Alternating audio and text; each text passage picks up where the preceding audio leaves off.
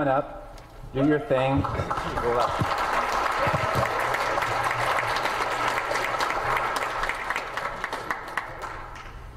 Have you ever wondered why Canada is in debt? Have you ever wondered why the government forces Canadians to pay so many taxes? Have you ever wondered why the bankers from the largest private banks are becoming wealthier and the rest of us are not?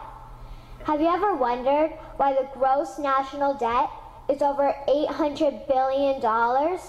Or why we are spending $160 million a day on the interest of the national debt? That's $60 billion a year. Have you ever wondered who receives the $60 billion? What I have discovered is the banks and the government have colluded to financially enslave the people of Canada. I will share with you 3 important points of reference which will hopefully spark enough interest and concern for you to continue the research on your own and to engage your government to stop this criminal act against the people of Canada.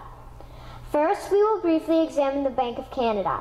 Second, we will see how our banking system works today. And lastly, I will offer a viable solution that we can petition our government to implement.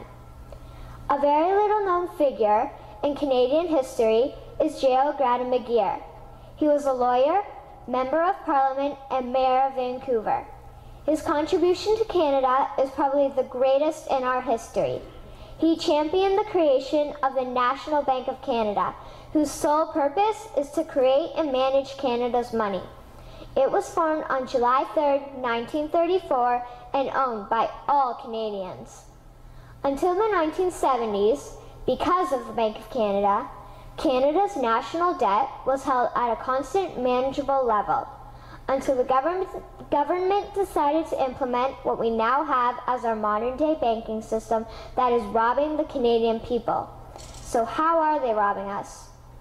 Allow me to explain how our private banks and government work today. First, the Canadian government borrows money from the private banks.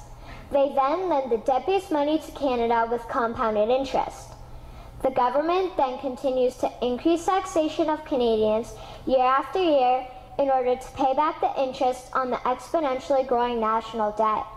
What results is inflation, less real money for Canadians to spend into our economy, and the real money being used to pad the pockets of the banks.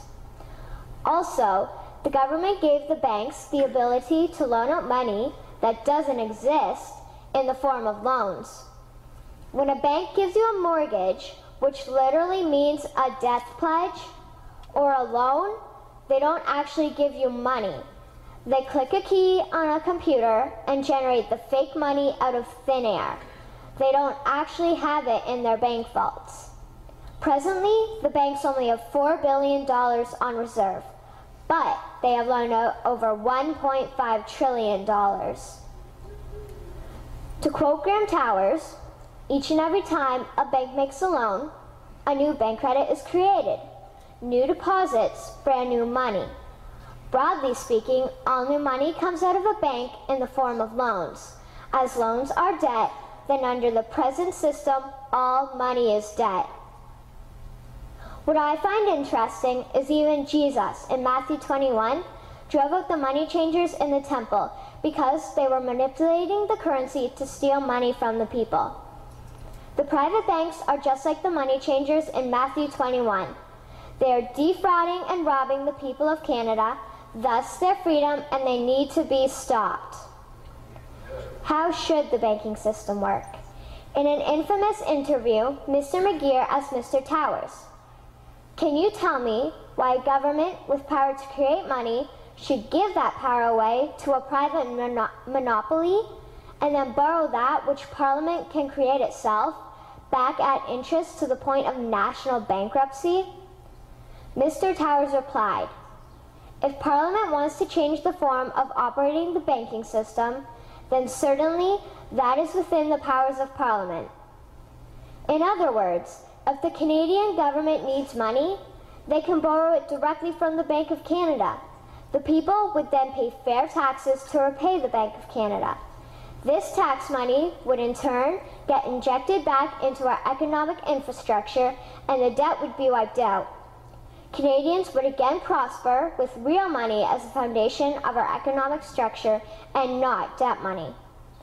Regarding the debt money owed to the private banks, such as the Royal Bank, we would simply have the Bank of Canada print the money owing, hand it over to the private banks, and then clear the debt with the Bank of Canada.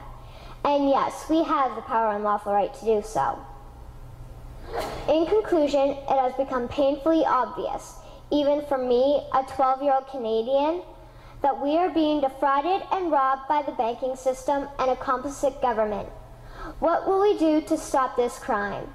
What will we do to ensure that the next generation will live free and clear of the debt-based economy that enslaves them to the banks?